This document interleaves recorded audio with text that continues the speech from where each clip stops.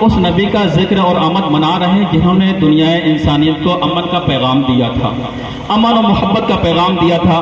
جہاں پر لوگوں کے کپڑے چھینے جا رہے تھے، عورتوں کی عزتیں لوٹی جا رہی تھی، وہاں پر عورتوں کو تن ڈھکا۔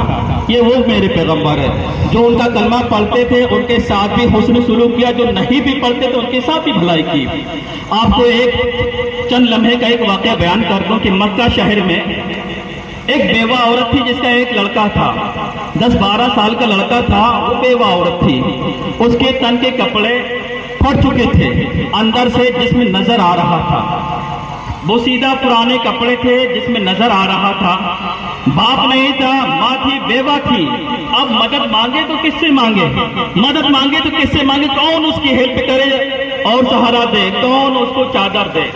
لیکن بیٹے کو اپنی ماں کی یہ حالت دیکھی نہ گئی۔ 12 سال کا بچہ شعور ہو جاتا ہے، اس میں عقل آ جاتی ہے، اس کو یہ حالت دیکھی نہیں جا سکتی تھی کہ ماں کا جو کپڑا ہے اس کے اندر سے بدن جھلک رہا ہے۔ وہ اپنے چچا کے پاس جاتا ہے، چچا مالدار تھا مکہ شہر کا، چچا کے پاس جاتا ہے، کہتا چچا جان میری والدہ کا کپڑا جو پہنے ہیں وہ پھٹ گیا ہے، وہ سیدھا ہو گیا، پرانا ہو گیا ہے، آپ میری ماں کی مدد کریں، ایک چادر دے دے تاکہ میں اپنی والدہ کے تن کو ڈھک سکوں۔ چاچا نے مدد نہیں کی، چاچا نے اپنے سگے بھتیجے کی مدد نہیں کی بلکہ اسے ذلیل و رسوا کیا، ذلیل و رسوا کیا، اپنے در سے گالی گلوچ کر کے بھگا دیا۔ کیا میری دولت فضول خرچی کے لیے ہے؟ تمہارے اوپر خرچ کرنے کے لیے؟ میں نہیں دیتا۔ وہ چلا گیا۔ لڑکا جب اپنے ماں کے پاس آتا ہے، چچا کے الفاظ سن کے رونے لگتا ہے۔ راستے میں ایک شخص ملتا ہے، کہتا بیٹا کیا بات ہے؟ اس نے کہا کہ میں چچا جان کے پاس گیا تھا، میرے ماں کے اندر جسم میں جو کپڑا ہے وہ کافی پرانا ہے، بوسیدہ ہو گیا ہے، ماں کا بدن جھلک رہا ہے، تو مجھ سے ماں کا بدن دیکھا نہیں جاتا، تو میں چچا کے پاس مدد کے لیے گیا تھا، چچا نے مدد نہیں کی بلکہ مجھے ذلیل و رسوا کیا۔ اس شخص نے کہا کہ تم کافر ہو، تم کافر ہے۔ ایک شخص مکہ شہر کے اندر ہے، جہاں پر تم مدد مانگنے جاؤ گے وہاں سے مدد ملے گی، وہاں سے مدد ملے گی، لیکن تم جا نہیں سکتے۔ اس نے کہا کون وہ شخص؟ میں ضرور اس کے پاس جاؤں گا۔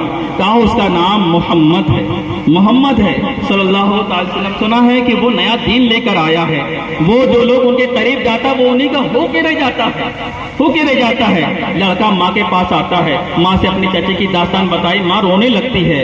بچہ کہتا ہے امی جان مایوس نہ ہو، ہماری مدد کرنے والا ایک شخص ہے جس کا نام محمد صلی اللہ علیہ وسلم ہے، ان کے پاس جاتا ہوں، وہ ہماری ضرور مدد کریں گے، لوگ ان کے بارے میں بڑی تعریف کرتے ہیں، وہ یقیناً ہماری مدد کریں گے۔ ماں نے کہا بیٹا تم جا تو رہے ہو لیکن ان کی باتوں میں نہ آنا، باتوں میں نہ آنا، کیونکہ لوگوں نے اتنا عام کر دیا تھا کہ معاذ اللہ محمد صلی اللہ علیہ وسلم جادوگر ہیں، معاذ اللہ نیا دین لے کر آئے ہیں، الگ الگ طریقے کی لوگ باتیں کر رہے تھے، جو ان کے قریب جاتا ان کا ہو جاتا ہے۔ لیکن میرے محترم جو لوگ کہتے ہیں کہ اسلام تلوار سے پھیلا ہے، تلوار سے نہیں پھیلا بلکہ اسلام میرے سرکار کے حسن اخلاق سے پھیلا ہے۔ وہ لڑکا میرے پیغمبر کی بارگاہ میں جاتا ہے، کہنے لگتا ہے کہ میں تمہارے دین کی باتیں سننے نہیں آیا ہوں، میں تمہارے دین کی باتیں سننے نہیں آیا، میری تم کوئی بات نہ کرنا، کوئی کلام نہ کرنا، میری درخواست سنو۔ میری درخواست یہ ہے کہ میری والدہ کے کپڑے پھٹ گئے ہیں، میں آپ سے مدد لینے آیا ہوں اور کوئی بات سننے نہیں آیا ہوں۔ پیغمبر نے فرمایا بیٹا تمہاری والدہ کے کپڑے پھٹ گئے ہیں۔ پیغمبر نے جو دوشالہ ہوڑا تھا، چادر کا ہوڑی تھی، وہ چادر نکالتے ہیں اور اس لڑکی کو دے دیتے ہیں۔ کہا جاؤ اپنی والدہ کی تن کی حفاظت کرو، اس کو پردہ کرو۔ میرے محترم پیغمبر خدا کی وہ چادر لے کر، وہ پیغمبر خدا جو خود بھوکے رہے دوسروں کو کھانا کھلائے، وہ خود بھوکے دوسروں کو کھانا کھلا رہے، اپنے تن کی چادر کو اس لڑکی کو دے دیتے ہیں۔ وہ کوئی اس پیغمبر کی سگی نہیں تھی، کوئی خاندان کی نہیں تھی، بلکہ پیغمبر کی مذہب کی بھی نہیں تھی، ایک عام عورت تھی، عام عورت تھی، اس کی میرے پیغمبر نے مدد کی۔ لیکن آج ہمارا بھائی بھائی کا حق کھا رہا ہے، بھائی بھائی کا حق کھا رہا ہے، لوگوں کے ساتھ زیادتیاں ہو رہی ہیں۔ میرے محترم لوگوں کے ساتھ زیادتیاں نہ کرو۔ وہ لڑکا وہ چادر لے کر وہ اپنی والدہ کے پاس آتا ہے، اس کے تن میں ڈال دیتا ہے۔ والدہ کے پاس ڈالنے کے بعد والدہ نے کہا پیغمبر نے کوئی بات تو نہیں بتائی، محمد نے آپ کے اوپر جادو تو نہیں چلایا؟ تو اس لڑکے نے کہا پیغمبر نے میرا نام لیے بغیر مجھے چادر عطا کر دی، میں نے صرف فریاد پیش کی، انہوں نے میری حاجتیں اور منتیں پوری کر دیں۔ تو میرے محترم والدہ نے کیا اچھا جواب دیا تھا، کہا وہ جو محمد نام کے ہیں وہ ان کا جو دین ہے اس دین پر ایمان لانے کی ضرورت ہے، آپ کو ایمان لانا چاہیے تھا۔ یہ تھی میری محمد صلی اللہ علیہ وسلم کی تعلیمات کہ ہمارے نبی نے ایسی تعلیمات دی ہیں۔ لیکن آج میرے بھائی ہیں کیا کر رہے ہیں، اپنے بیواؤں کے ساتھ زیادتیاں کرتے ہیں، اپنے غریب بھائیوں کے ساتھ زیادتیاں کرتے ہیں، ان کا حق چھینتے ہیں۔ میرے محترم ایسا نہ کریں، بلکہ وہ تعلیم پیش کرنے کی دنیا انسانیت آپ کو دیکھ کر رشک کرے۔ آپ جہاں سے گزرے تو سمجھ جائے کہ یہ پیغمبر رسول کا غلام جا رہا ہے، عاشق رسول کا دیوانہ جا رہا ہے، یہ کوشش کرے۔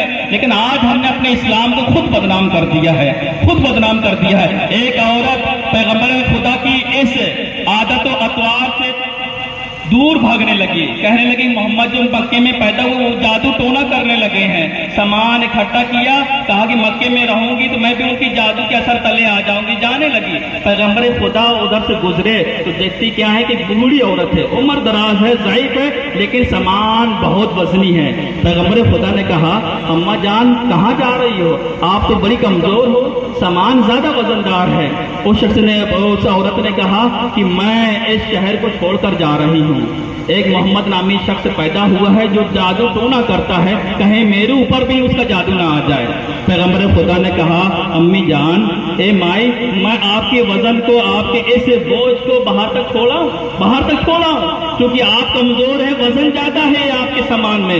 اس کے بعد پیغمبر خدا اس بوڑھی عورت کا، وہ بوڑھی عورت جو کہہ رہی کہ پیغمبر خدا محمد نام کا شخص پیدا ہوا ہے وہ جادو ٹونا کرتا ہے معاذ اللہ، پیغمبر خدا اسی عورت کا سامان لیتے ہیں، اپنے سر پہ رکھتے ہیں، رکھنے کے بعد مکہ کے شہر کے باہر چھوڑاتے ہیں۔ چھوڑنے کے بعد جیسے ہی سامان نیچے رکھا، بوڑھی عورت نے کہا اے نوجوان، اے پیارے نوجوان، اے خوبصورت نوجوان، ذرا اپنا نام تو بتا، جس محمد نام کے ڈر سے میں مکہ